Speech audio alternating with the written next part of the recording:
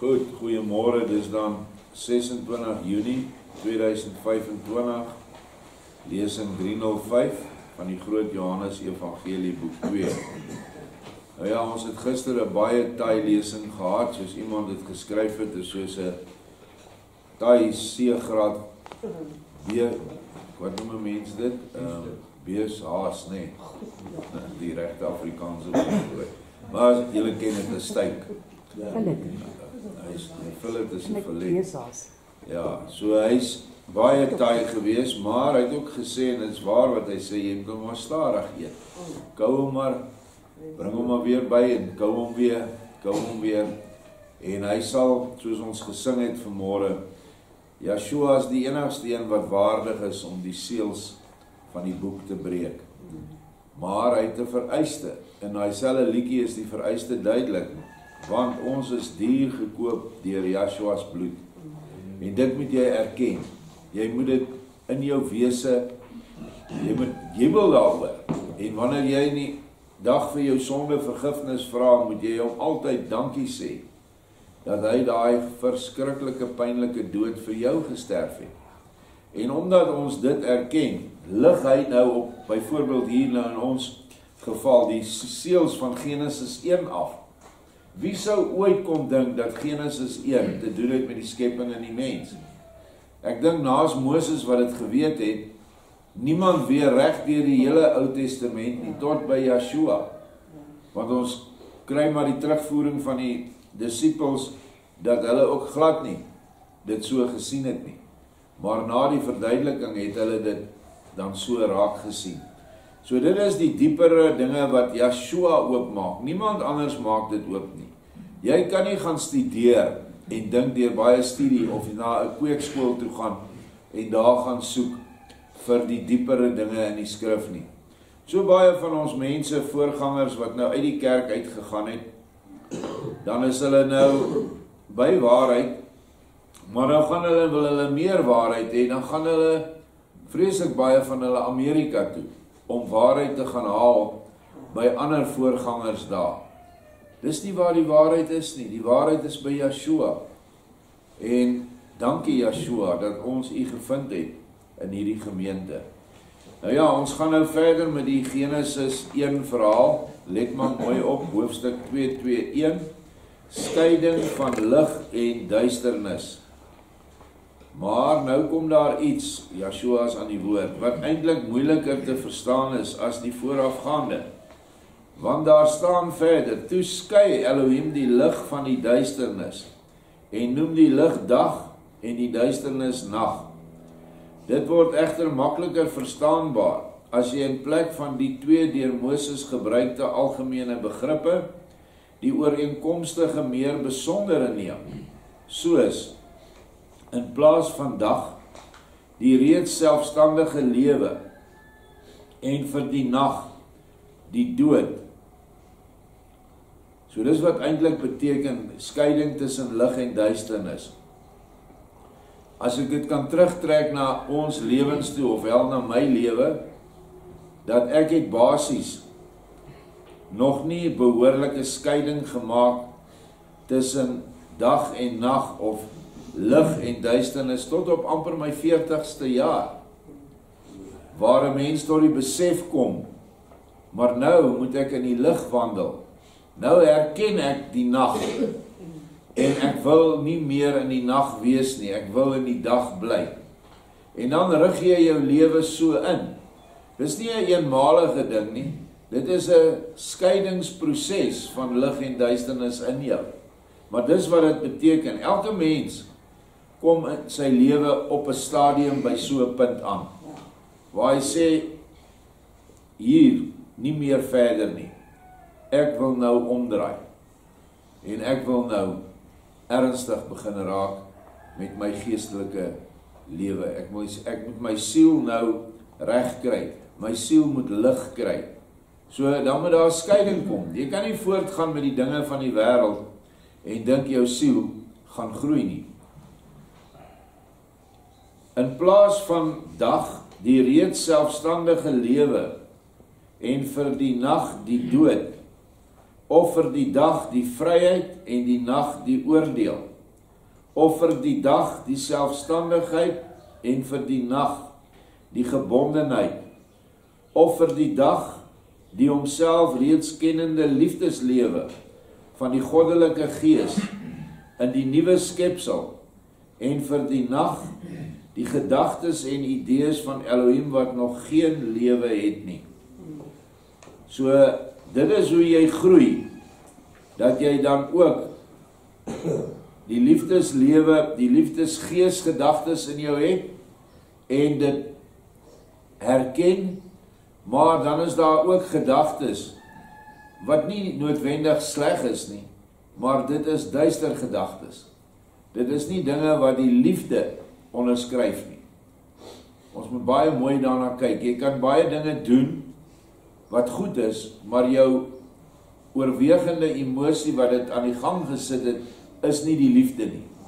Jy doen dit omdat jy dit dalk moet doen, jy doen dit omdat jy skuldig voel, jy doen dit om watter rede ook al. Dit is nog steeds nag, al is jy besig met goeie dinge, al is hierdie dag al in jou aangebreek. Dit is maar al wat hierdeur gesê word, so dit is nie moeilik as 'n mens die goed prakties na die praktiese toe trek nie. Vers 2, hierdie orde vind julle ook weer terug in elke plant, by wie jy tot en met die vrugvorming nog niks anders te vind as die nag of die asende dood nie. Onthou ons voorbeeld van die koringaar, waar die gees van Elohim nog vir die voorbereidende vormgewing van die lewe draande materie, dit is die vrug, oor die waters van die duistere diepte sweef.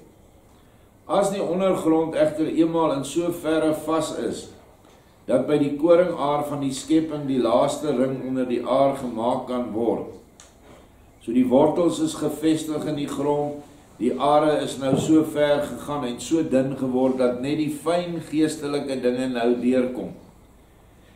Hy sê dan, kan die eindelike egte geestelike lewe begin, om homself selfstandig te manifesteer en te voel, en homself deur 'n helder selfbewussyn begin te verstaan, te herken en te verstaan, dan vind daar duidelik 'n deling plaas. En dit gebeur in elke mens ook. Dit is 'n proses. Nie altyd soos die koringaar als opeenvolgend nie, het vat baie keer baie lank. Dit is dan die skeiding van die lig en die duisternis, van die vrye lewe en die lewe onder die oordeel, of eintlik van die onverwoesbare lewe en die lewe wat verwoes kan word onder die oordeel, en wat te vergelyk is met die dood onder die algemene allesomvattende begrip nag. So, wanneer hierdie plant sy laaste ring uitgestoot het, stoot hy 'n koringaar uit. Daar seker so 12-15 pitte in 'n koringaar, gemiddelde een. Alles wat ondertoe is nag, want dit alles word droog en gaan dood. En iewers in daai proses kom ons en dan oes ons die are af en ons haal die kaf van die koringkorrels af, en die koringkorrels is die onverwoesbare lewe van daai plant. Hoekom sê ek so? Omdat ek daai koringkorrels gaan vat, daai 12 korrels, en ek gaan hulle plant in die grond, en daar gaan ook weer 12 koringare kom met nog 12, soos 12 maal 12 is 144, dan kan ek hulle weer plant, en so kan ek aangaan tot ek 'n groot land vol koring het. Want die onverwoesbare lewe, die Vader se gees, is in die pytjie wat ek plant. En dit is wat ook by ons moet plaasvind. Ek het nou al reeds vir julle gesê in die vorige lesing, die siel is in die bloed. Die bloed is in elke deeltjie van jou liggaam, tot in jou hare, tot by jou naels. Maar in die bloed is daar 'n krag, 'n elektromagnetiese hemelse geesteskrag, wat ons die gees van Elohim noem. En dit is die ewig lewende. En die oomblik wanneer jy dan op hierdie punt kom, soos wat die koringaar gekom het, en jy ryp word vir Vader, dan kan jy al hierdie vrugte van die Gees kan uit jou voortkom. Jy sal mense die hande oplê en hulle sal genees. Jy sal die woord in jou hoor en jy sal dit kan uitspreek. Jy sal baie ander dinge doen wat geestesgawes behels. Let wel, nie die snaakse goed wat jy in die kerk sien nie. Nie die vooroorval en agteroorval en lag in die gees en al die gebrabbel in die gees wat hulle as gawes van Vader oor aan die mense verkoop nie. Nee, dit is die ware, nederige, selfopofferende liefdesdade waarmee jy dan versterk gaan word om dit te kan doen. En dan ook, wat ek vergeet het, jy gaan nie krag oor die bose hê. So, dit is dan wanneer jou vrug ryp geword het. Ons gaan aan by vers 3, toe staan daar, en vervolgens staan daar, toe ontstaan uit aand en oggend die eerste dag. Wat is die aand en wat is hier die oggend? Die aand is hier die toestand waarin die voorwaarde vir die uiteindelike opname van die liefdeslewe uit Elohim, deur die invloed van die almagtige wil van Elohim, vasgestel kan word en gaan posvat, soos die op sigself staande gedagtes en begrippe vir 'n idee. As hierdie eenmaal uitgegroei het tot aan die laaste ring onder die vrugaar, dan eindig die werk van die aand en begin die vrye en selfstandige werksaamheid vir die eie vorming in die vrug. Soos wat die mense nou die oorgang van die nag na die dag, die oggend noem, so word daarmee ooreenkomstig die oorgang van die voorafgaande geoordeelde, onvrye toestand van die skepsel, na 'n vrye selfstandige toestand, ook oggend genoem. So, dit is 'n punt wat 'n mens in jou lewe kom. Jy kan jou hele lewe in die kerk wees, maar jy kan dalk nooit verder as die aand kom nie, omdat jy nooit selfstandig kan opstaan en in die liefde funksioneer nie. Meeste kerkmense waarmee ek te doen het, dan kom jy by hom met 'n boek, of die boek van herinnering, of enige ander boek, of 'n bladsy. Dan sê hy, dankie, ek sal dit na my dominee toe vat. Daai mens het nog geen selfstandige lewe nie, hy is hoogstens nog op pad na die aand donker toe, na die aand waar die aand oorgaan in oggend, maar hy is nog definitief nie in die geestelike nie. Hy is nog maar net in die materiële, in die dooie, wat hy eintlik vir ons beskryf het, hy is nog in sy verstand. En hy kan geen idees en gedagtes op sy eie selfstandig laat staan nie. Hy moet eers hardloop na iemand toe. Of dit nou die kerk se dogma is, en of dit die dominee is, of die pastoor. Dit is nie wat Yeshua wil hê nie. Hy wil elkeen van ons moet selfstandig self kan opstaan, want hy wil ons gebruik. En hoe kan hy jou nou gebruik as jy nie kan werk sonder 'n dominee? Dit is mos nou sinneloos om eers te dink daaraan. So, iewers in jou lewe kom jy op die punt. En ek was lank in die kerk uit, ek het lank dogter van Sion bedryf, maar ek was nog in die aand. Ek het nog nie by die punt opgekom waar ek die liefde herken het nie, want die liefde is die oggend. En die liefde is Yeshua. En dis eers wanneer jy hom aangryp met alles wat jy het, wat jy in die oggend staan, en jou are word nou ryp werke wat jou medemens beïnvloed na die liefde toe. Dis die oggend. Dus, Moses het regtig geen fout teen die logika gemaak toe hy die aand en die oggend die eerste en alle daaropvolgende dae laat ontstaan nie. Dat Moses 6 sulke dae uit die aand en die oggend laat ontstaan het, kom omdat uit sorgvuldige bestudering en ondersoek blyk dat elke ding vanaf sy oerbegin tot aan sy vasgestelde volëinding steeds op die weg van een en dieselfde goddelike orde hierdie 6 periodes moet deurmaak, totdat hy die toestand bereik wat voorlopig bepaald is net soos 'n oorryp koringaar aan die afgestorwe halm. Die saadlegging in die aarde, tot aan die ontkieming, eerste dag. Dan die vorming van die halm, wortels en die skutblare, die tweede dag.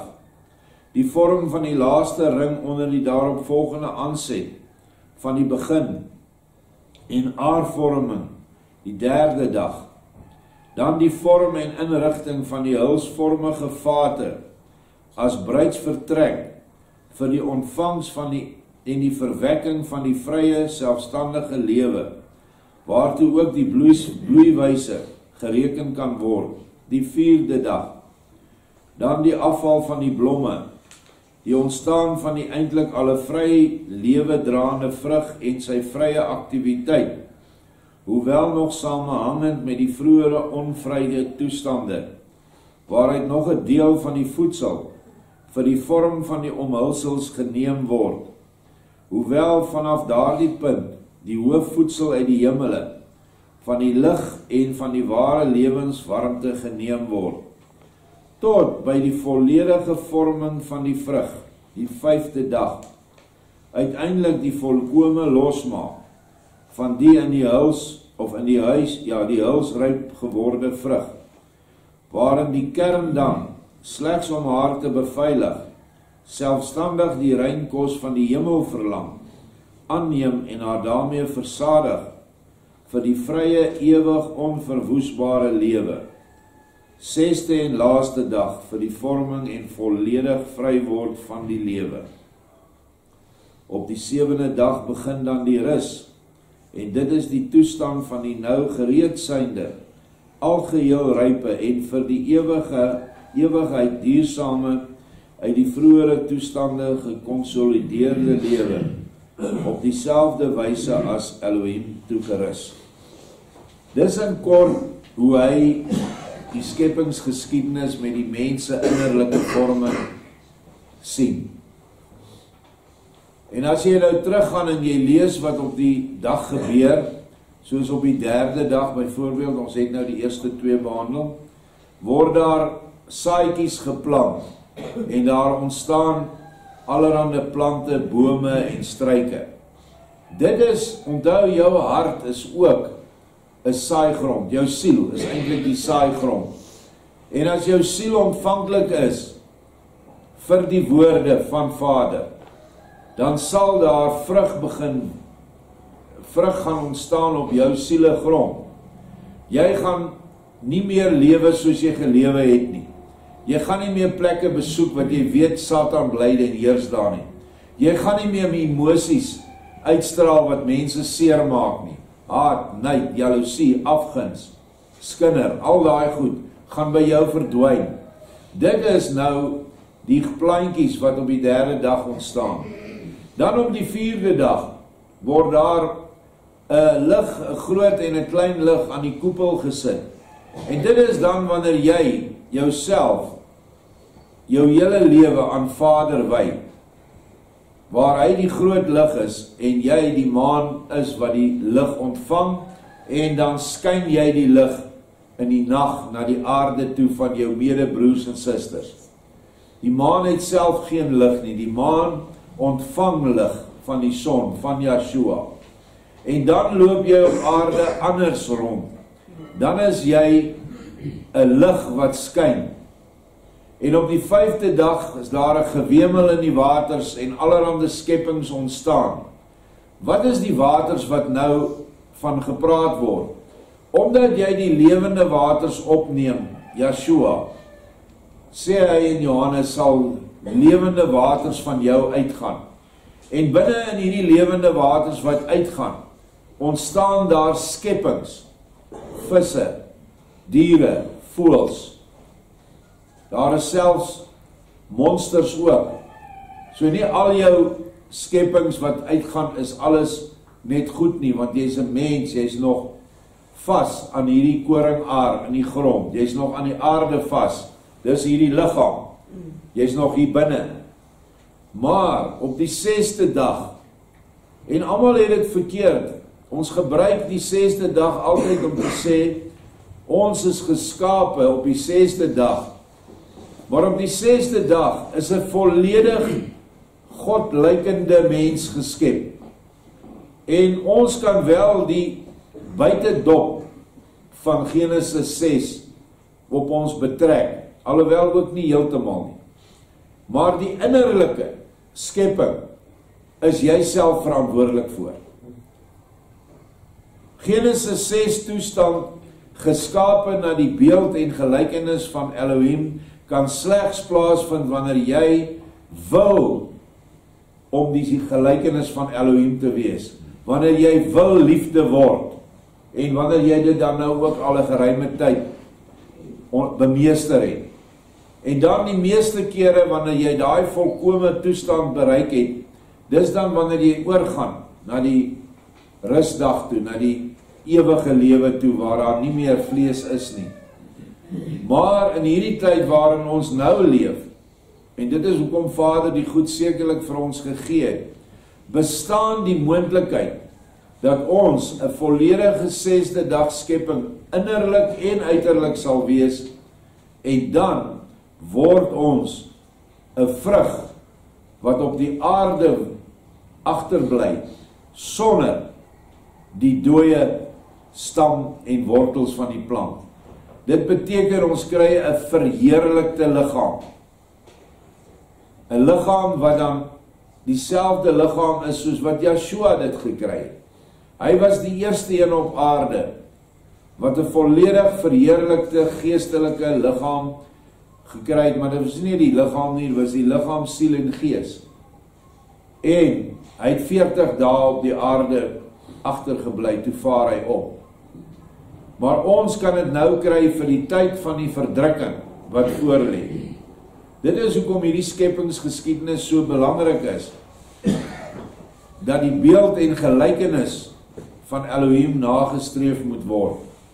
En dit is net in een woord, die liefdesvoorbeeld van Yeshua.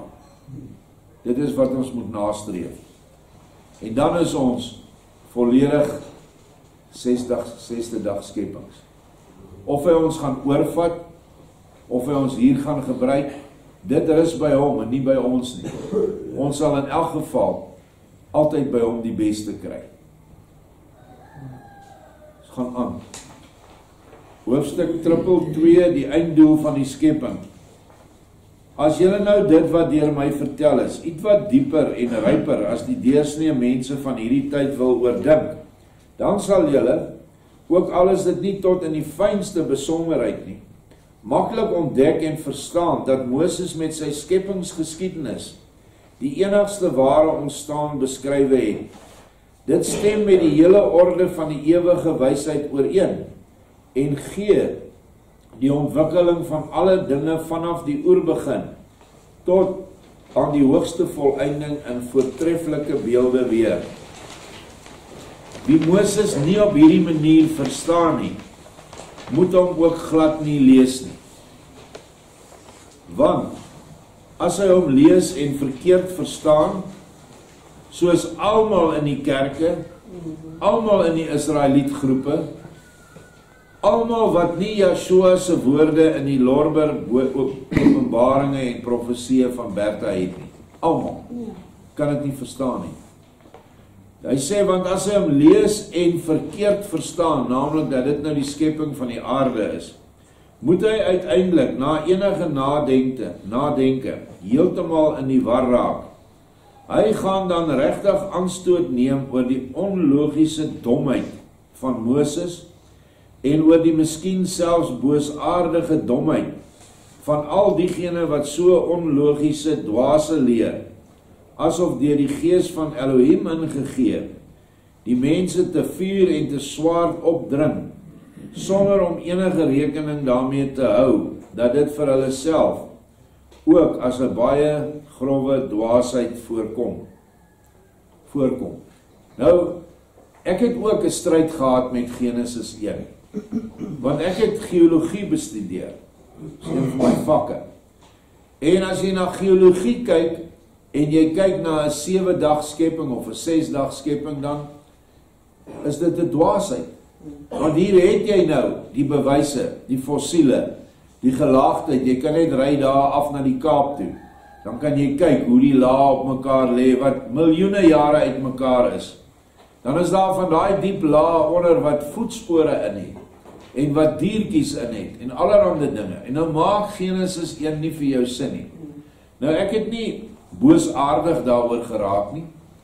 Ek het maar gedink, dit is 'n manier wat Vader die skepping in tydperke vir ons beskryf het. Maar daar is werklik mense wat baie kwaad raak hieroor, veral die wetenskaplikes.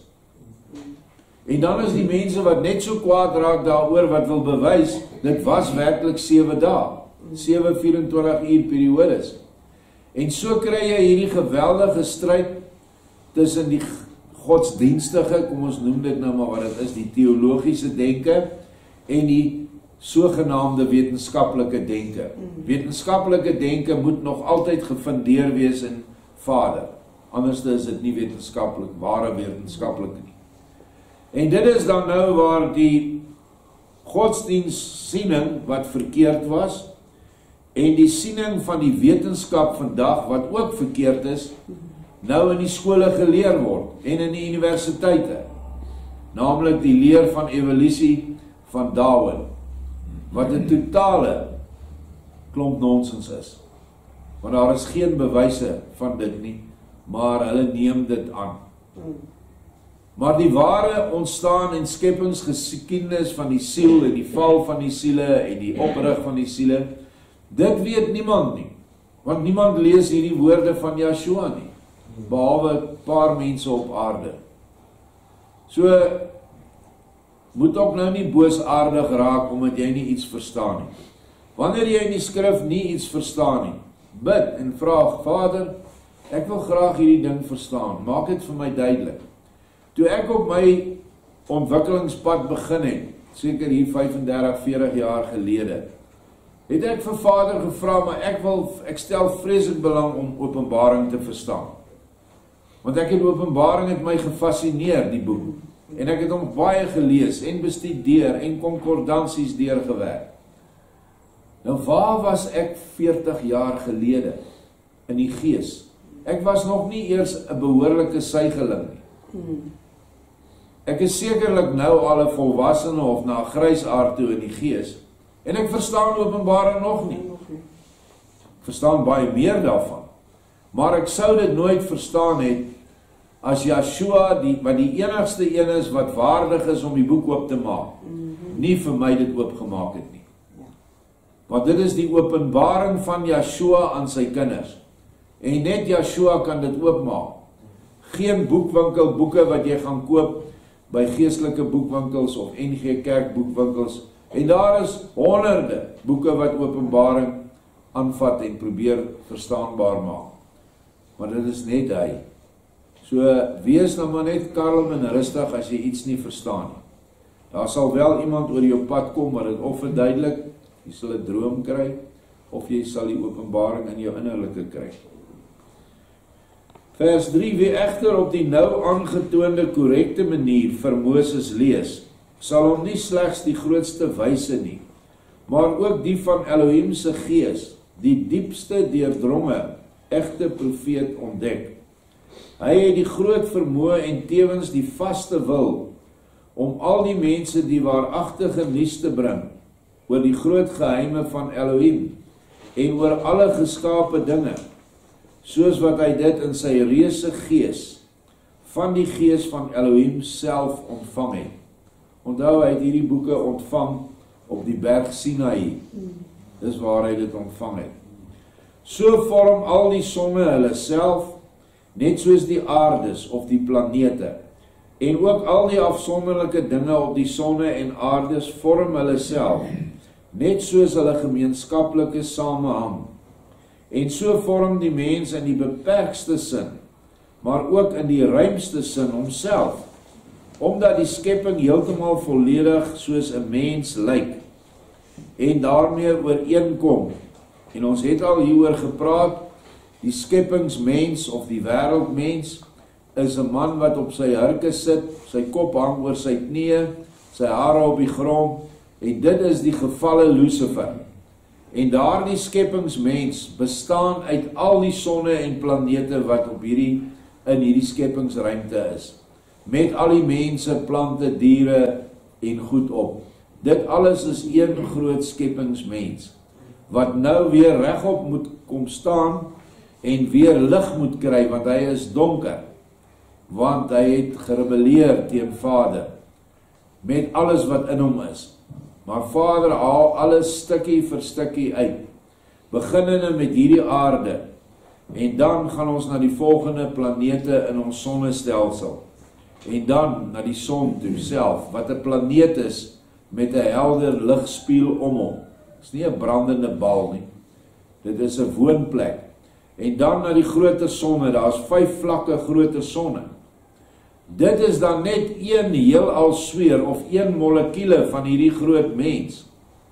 Daar is dan miljarde soortgelyke hulswere, of in die Duits hulsglobus, wat dan ook bevry moet word, wat ook die evangelie moet hoor, waar daai mense ook by die 6de skepingsdag kan uitkom in hulle bestaan. En dit is hoekom Yeshua dan nou die nuwe Jerusalem op aarde gaan oprig, waar baie van ons die moontlikheid gaan hê om ons 7de dag daardeur te bring, om hierdie ander mense te ontvang as kindertjies in ons huis, waar hulle in ons familie gebore gaan word, en waar hulle dan groot gaan word, en self kinders gaan voortbring, wat dit dan baie makliker maak vir hierdie groot wêreldmens om verlossing te kry. Want die hemelse Jerusalem is baie hoog.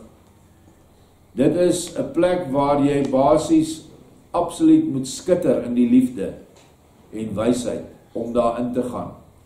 Ek sien dat dit wat Vader nou hier maak dit net makliker.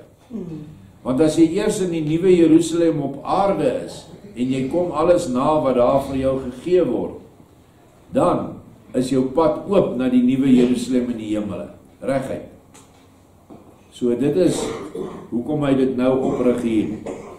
Ons gaan aan, en omdat van die kleinste tot die grootste, alles in die geestelike en materiële skepping met die mens ooreenkom en moet ooreenkom. Want die mens is die eintlike oorsaak en die einddoel van die hele skepping.